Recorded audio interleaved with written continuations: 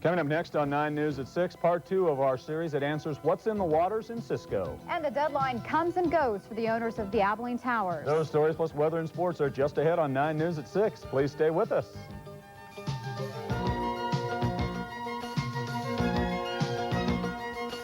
You're watching KRBC TV Abilene, KACB TV San Angelo.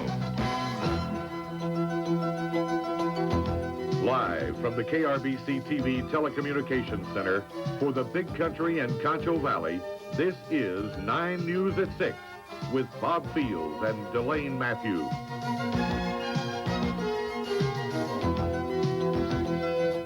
Test results say this water is polluted.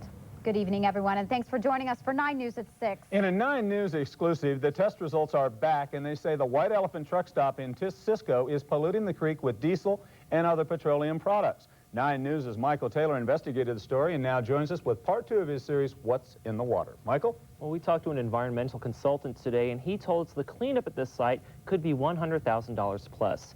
And those are the financial figures, but some residents are worried about diesel and other petroleum seeping into their water supply. The Texas Natural Resource Conservation Commission has investigated this case for more than a year and assured us that's not the case. But if the creek doesn't feed into Lake Cisco, then where does it go? This overflowing collection tank is brimming with pollutants, and they're headed for the creek just a few yards away. We took some samples of the water to Cardinal Labs in Abilene, and they ran a TPH test that checks for hydrocarbon levels. The test came back positive. Generally, in water, the state gets concerned, that is the Texas Natural Resource Conservation Commission, at any level in a body of surface water, and so this naturally would concern the state. Nance is an environmental consultant who works with the state and private companies to clean up hazardous and polluted sites. He says there's no doubt the water and land surrounding the creek has been contaminated. Based on this, certainly the oil has affected the water. It's polluted it, so to speak. This is an intermittent creek. It only flows during heavy rains.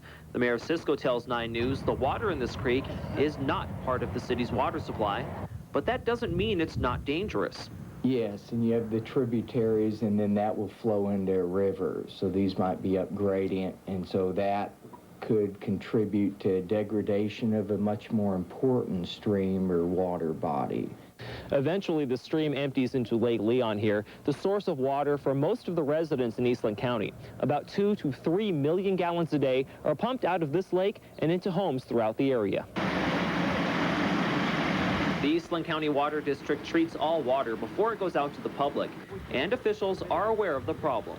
It is dangerous, and we do keep an eye out for it. Water District employees run 6 tests a day on the water coming into the plant and make daily trips out to Lake Leon to test its water.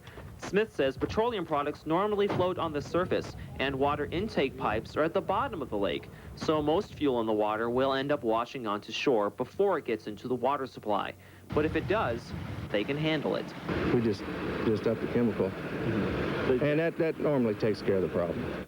Smith says the extensive filtering system at the plant and constant testing guarantees their water is ready to drink when it leaves the plant.